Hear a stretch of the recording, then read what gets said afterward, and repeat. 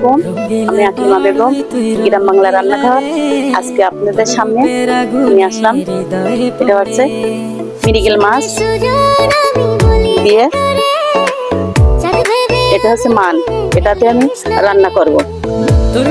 তার সাথে আছে মাছের ডিম, ডাউল বাটা, পেঁয়াজ, মরিচ, এটাতে আমি বড়া ভাজি নেব। প্রথমে আমি বড়াটা ভাজি নেব।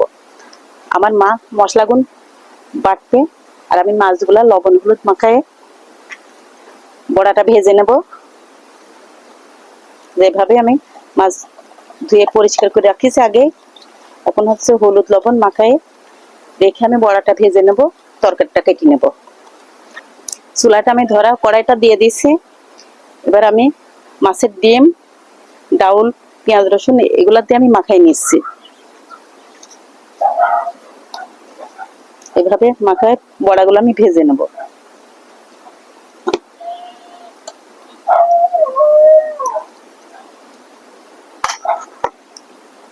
এভাবে আমি সুন্দর করে মাখা নেব।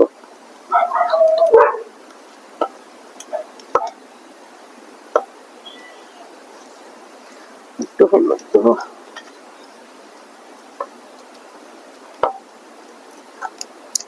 আমার মা মশলাটা বাটছে,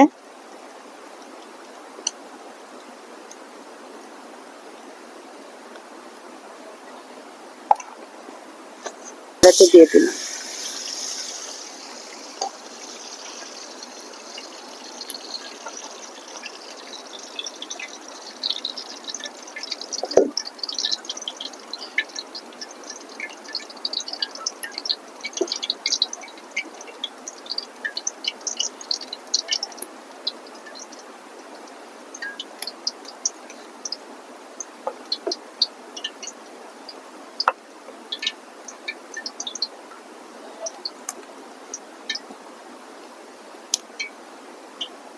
আছে, আমার তেলটা গরম হয়ে গেছে। এবার আমি মাছগুলা ভেজে নেব।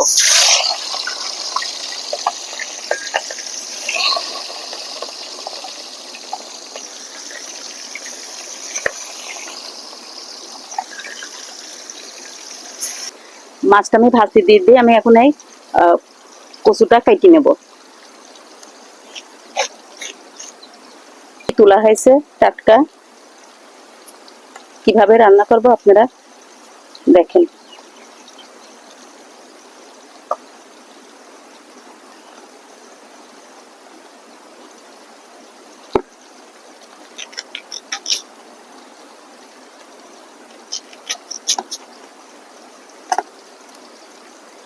এভাবে এত বড় বড় করব, পিসটাও মোটা করব, তাড়াতাড়ি সিদ্ধ হয়ে যাবে, টাটকাটা তো।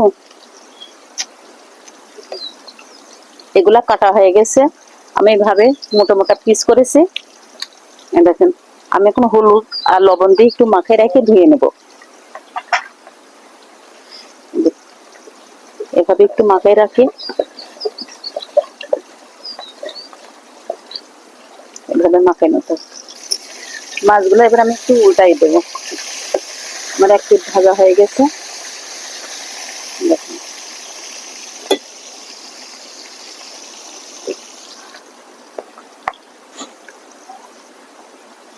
আগের দিন এই মাছগুলো আমার ভাজা শেষ, দুই পিঠে একরকম লাল হয়ে গেছে। আমি এখন এটা তুলে নেব।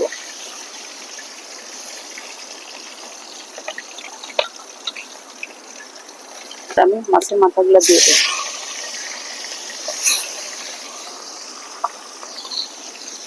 তরকারিটা আমি লবণ হলুদ মাখায় রাখছিলাম, এখন ধুয়ে নেব।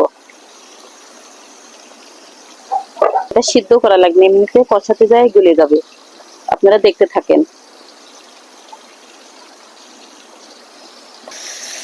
আর মাথাগুলো আমি আর এক থেকে ভেজে নেব। আমি তুলে নিলাম, মাছ ভাজা হয়ে গেছে। পরে তুমি আর একটু তেল দিয়ে দিলাম।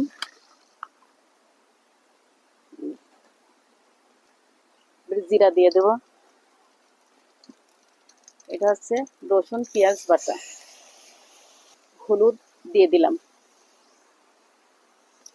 জিরা গুঁড়া,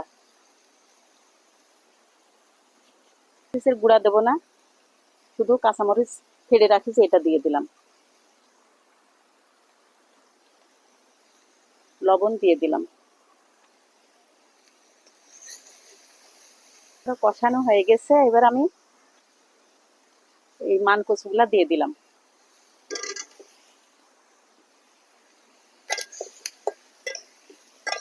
দেখেন আমার মায়ের শরীরটা ভালো না, জ্বর এসেছে, আর একজন আত্মীয় মারা গেছে মার, ওই জন্য আমার মার মনটাও ভালো না, শরীরটাও ভালো না। আমার মার জন্য দোয়া করবেন আপনারা সবাই। এই দেখেন এইভাবে আমি কষাই নেব। তরকারিটা কষানো হয়ে গেছে, দেখেন এবার আমি পানি দিয়ে দেবো।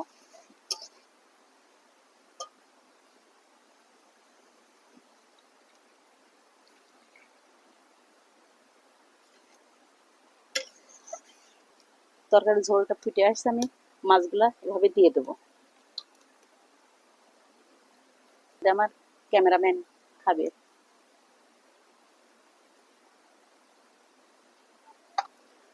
তরকারিটা প্রায় হয়ে এসেছে, দেখেন আমার মানগুলা কি সুন্দর সেদ্ধ হয়ে গেছে। দেখেন কি সুন্দর। ভাজা জিরা গুঁড়াগুলা দিয়ে দেবো।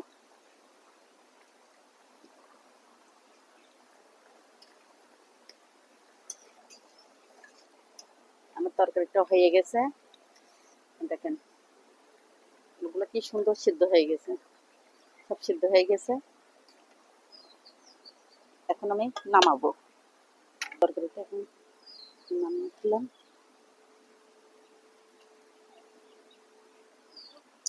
আমার তরকারিটা হয়ে গেছে, এবার আমি ডাউল, মাছের ডিম এগুলা দিয়ে আমি মাখায় রাখিছি, এটা এখন ভেজে নেব কড়াইতে। আজকে আমি একসঙ্গে আপনাদেরকে দুইটা রেসিপি করে দেখাচ্ছি। মান কচুর তরকারি, তেল গরম হয়ে গেছে, এবার আমি বড়াগুলা দিয়ে দেব। এইভাবে চামচ করে তুলে দিয়ে দেব।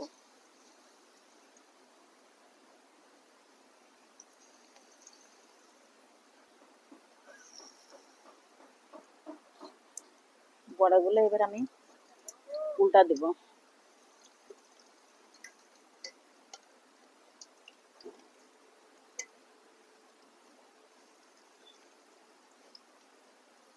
এভাবে আমি সবগুলা উল্টাই দেবো। মাছের ডিমের বড়া তো ওই জন্য চামচ দিয়ে দেওয়া লাগে, একটু নরম হয়ে যায়। বড়াগুলো আমার ভাজা হয়ে গেছে, তুলে নেব। দেখেন লাল লাল করে ভেজে নিচ্ছি।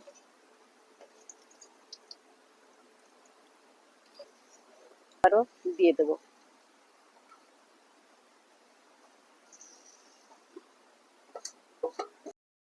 তরকারিটা রান্না হয়ে গেছে, বড়াটাও ভাজি হয়ে গেছে, এখন আর মাকে খেতে দেবো।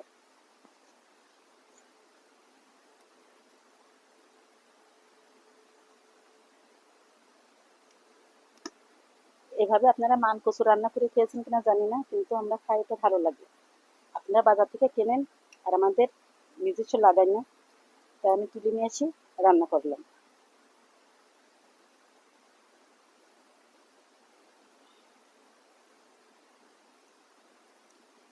বড়াটাও দিয়ে দেবো।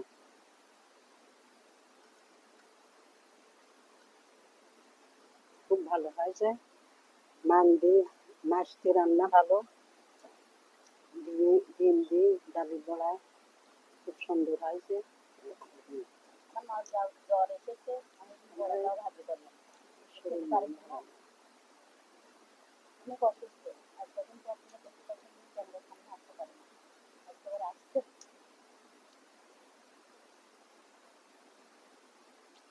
বলে গেছে না আমার মান একদম খুব সুন্দর হয়েছে, ভুলে গেছে।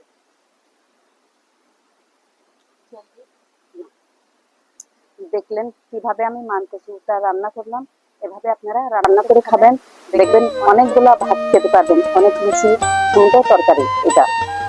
আর এই যে মাছের ডিম দিয়ে ডাউলের গুঁড়া দিয়ে আমি বড়া ভাজি করেছি, এটাও আপনাদেরকে দেখালাম কেমন হয়েছে। আপনারা হচ্ছে কমেন্টে জানাবেন। আমি আবার আপনাদেরকে নতুন নতুন রেসিপি নিয়ে আবার সামনে আসবো। আজকে এই পর্যন্ত।